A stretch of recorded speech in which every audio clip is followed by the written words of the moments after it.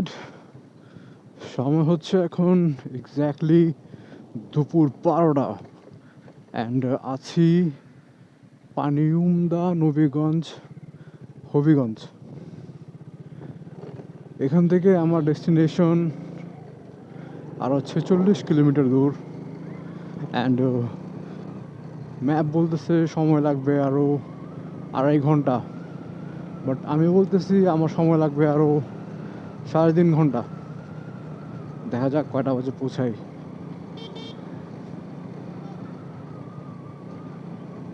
Last video নিয়েছিলাম নাস্তা খাওয়ার সময়, ছোট্ট একটা ক্লিপ। সেখানে নাস্তা খেয়ে একটু চাও খেলাম, তারপর বেরিয়ে পড়লাম আবার রাইড দেওয়ার উদ্দেশ্যে। জাস্ট থামলাম একটা পাম্পে সুসু ব্রেকের জন্য, অনেক জোরে লাগছিল। কোথায় থামবো, এই হাইওয়েতে তেমন গাছপালাও নেই যে গাছপালাদেরকে পানি খাওয়াতে পারবো, তাই আর হাইওয়েতে থামিনি, দেখতেও ভালো দেখায় না।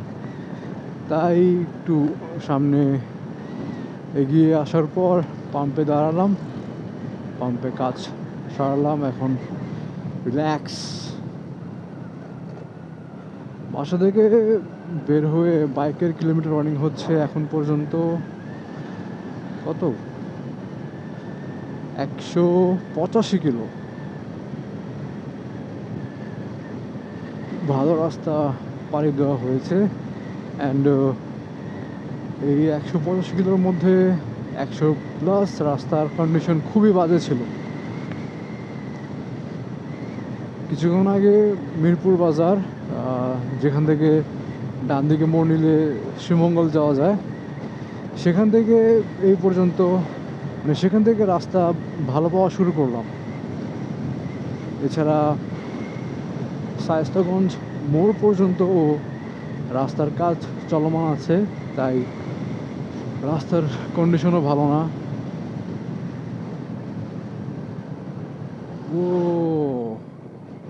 এই ট্রাক অবিকল না বিকল, এই কারণে এক পাশে দাঁড়িয়ে আছে।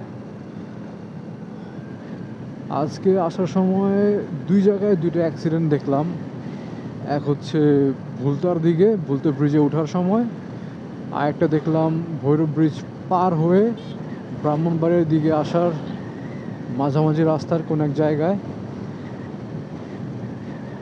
দুইটা ট্রাকই ছিল, হয়তো ঘুমন্ত অবস্থায় চালক চালাইতে যায় অ্যাক্সিডেন্ট করে ফেলছে।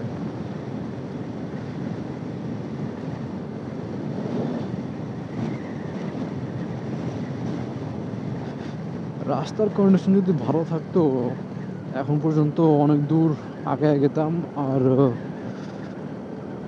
শরীরটাও ভালো লাগতো, বাট এই ভাঙাচোরের কারণে বডি কন্ডিশনটাও ভালো ফিল হচ্ছে না। এই ট্রাককে আমি দেখছি যবে আমি নাস্তা খাচ্ছিলাম তখন তারা গ্রামের ভিতর থেকে বের হয়েছিল, আর এদেরকে আমি পথে এখন নিয়ে 2বার দেখলাম।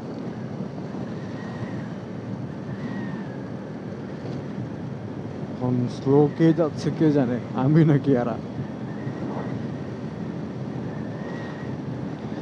শায়েস্তাগঞ্জ পার হওয়ার পর থেকে একটু স্পিড মেনটেন করতে পারতেছি, 60+70। তো আশা করতেছি রাস্তা যদি এরকমই ফাঁকা থাকে তাহলে খুবই শীঘ্রই আমার গন্তব্যে পৌঁছে যাব। বাট আমার গন্তব্য পৌঁছানোয় কাজ শেষ না, আমাকে সেখানে গিয়ে হোটেল দেখতে হবে, কারণ আমি হোটেল অগ্রিম বুকিং দেইনি। এটা ভালো করছি না খারাপ আই ডোন্ট নো। ভাবছি যে বর্তমান কোনো ছুটি নেই, কোনো সাপ্তাহিক বন্ধও নেই, তাই ভাবলাম যে এখন তো অফ সিজন,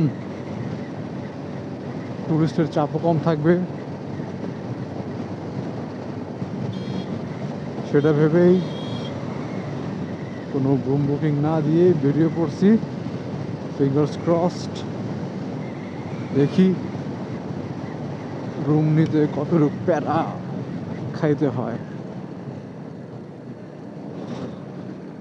আর ঢাকা সিলেট রুটের বাসগুলো তো আছে, কয়টা চাপ খাইতেছি মনেই নেই।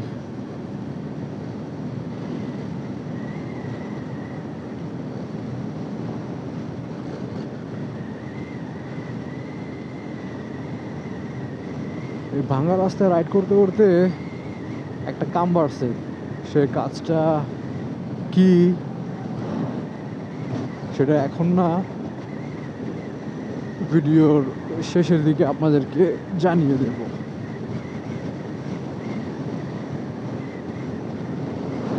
ভাবছিলাম যে এই কাজটা আগে সারার কথা, কিন্তু না, কাজটা দেখি আজকে গিয়ে সারলো।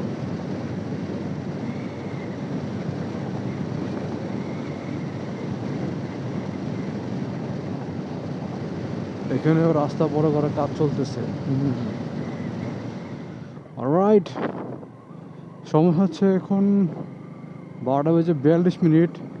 আর ঢুকে পড়লাম ঢাকা সিলেট হাইওয়ে ছেড়ে ঢাকা সুনামগঞ্জ হাইওয়েতে। আর ঢাকা সুনামগঞ্জ হাইওয়ের এই অবস্থা দেখে আমার কেরানীগঞ্জের কথা মনে পড়ে গেল। কেরানীগঞ্জের রাস্তাগুলো প্রায় এরকমই, বাট কেরানীগঞ্জের ভিউগুলো এটার সাথে ম্যাচ খাচ্ছে না। এটার ভিউটা একটু অন্য, বিস্তীর্ণ মাঠ, এখানে তো ধান ক্ষেত, বাট এখন শীতকাল হয় নেই। দুনো পাশে বিশাল বিশাল জায়গা জুড়ে ধানের ক্ষেত।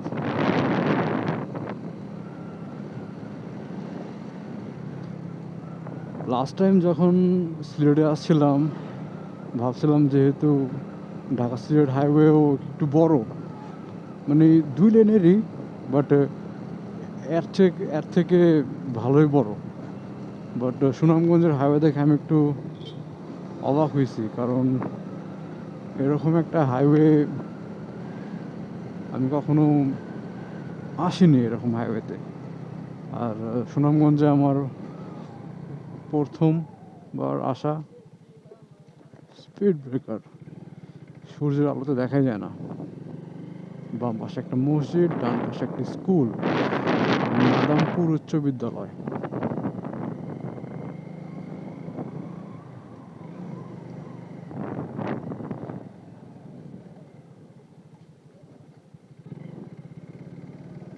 সুনামগঞ্জে ঢোকার রাস্তাটা তো একটু ছোট, বাট বেশ সুন্দর। এখন দেখা যাক সামনে গিয়ে কি দেখতে পাই।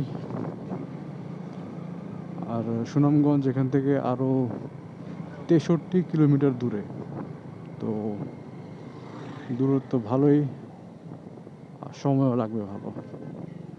বাট কার্ভগুলো দেখে আমার কেরানীগঞ্জের কথা মনে পড়ে গেছে।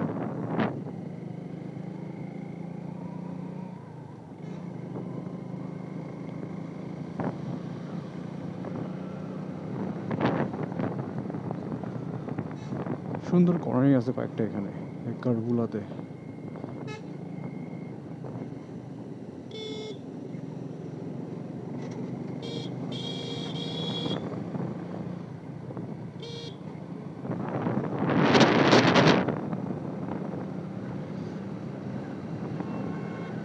অনেকক্ষণ এই উঁচু নিচু ভাঙ্গা হাইওয়েতে রাইড করার পর এখানে একটু কর্নারিং করে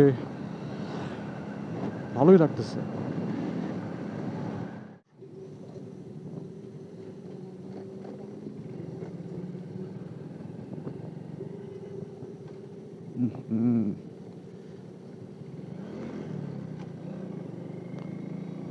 আমি ডাউনশিফট করে ফেলেছিলাম, আপশিফট না করে।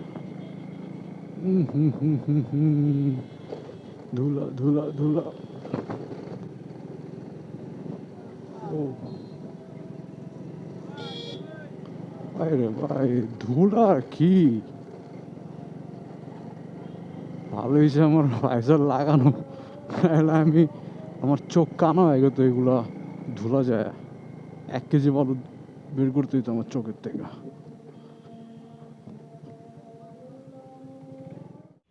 অলরাইট, সুনামগঞ্জে এসে হোটেল রুম নিয়ে নিছি। This is the room. একটা সিঙ্গেল সোফা, বেড, কাপড় রাখার র্যাক, আর ছোট্ট একটা বেড সাইড টেবিল, টিভিও আছে, আয়না। আমার অবস্থা খারাপ হয়ে রয়েছে। And this is the bathroom. High commode, jet spray, wash basin, nice, not bad. Oh, good experience.